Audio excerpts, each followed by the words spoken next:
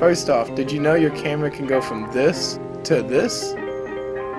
Yeah, in this video, I'm going to give you 6 settings to change on your brand new iPhone now.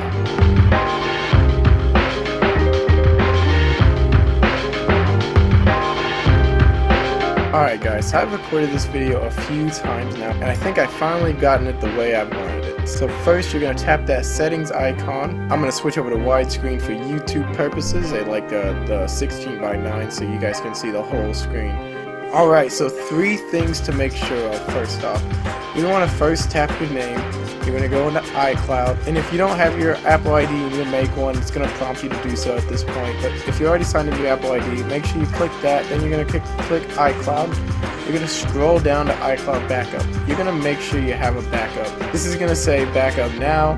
Make sure you have a backup that's pretty recent. I don't, so I'm going to sit there and back my phone up. The next thing you want to make sure of is Find My iPhone is on. Those are just 2 settings that I just wanted to make sure you guys had. Find My iPhone on and iCloud Backup. Have a recent backup.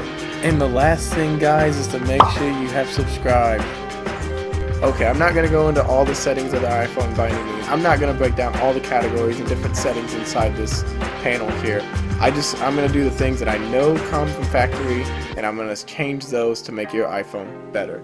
So first off, notifications. Now this one here, every single app you download asks you, would you like to allow notifications? And a lot of people always allow notifications. Don't do that. It costs battery life for your phone to check the apps for notifications. It's always constantly checking for notifications.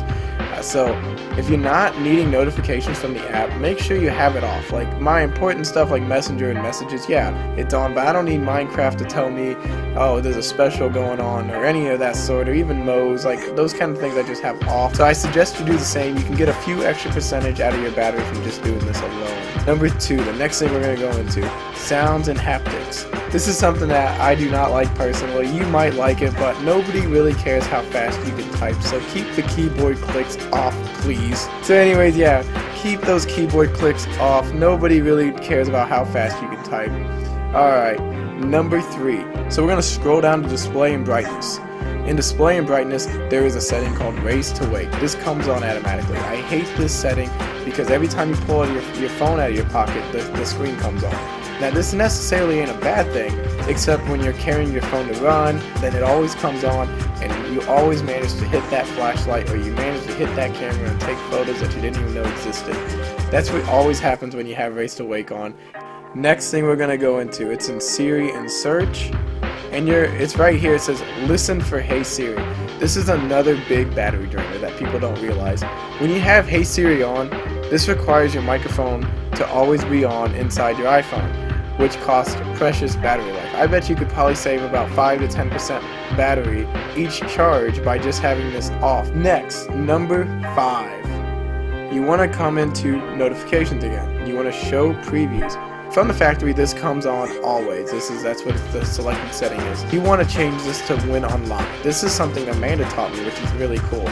So when it's on this setting, when unlocked, so your phone can be out on the table and your screen will light up and you get a text message from mom, and it won't show any of the details about the text message, but it will show who it's from.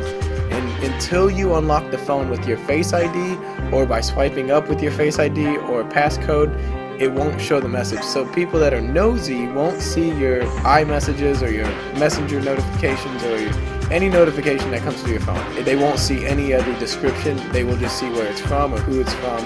Alright, last but not least, the big one. This is the game changer of settings for your iPhone.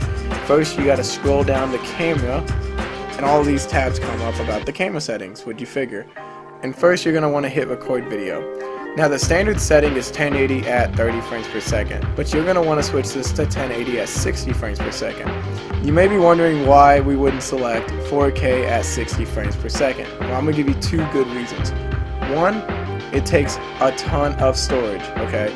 This takes about 3 to 4 times the amount of storage as a 1080 film. Second reason is the high efficiency. You do not want high efficiency. That actually is a lower quality saved video at the end of the day, and that's the next setting we're about to go into. So you back out and you go to formats. You want most compatible. Long story short, high efficiency is basically a chopped back, saved version of a video or photo.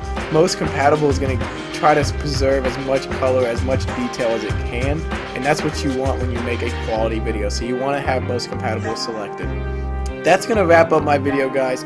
Make sure to check out my other content. I have a lot of helpful videos for YouTubers and technology people alike. Don't forget to leave a like if these settings help you, and make sure to subscribe if you want to see more videos like this. Thank you guys so much, and see ya in the next video.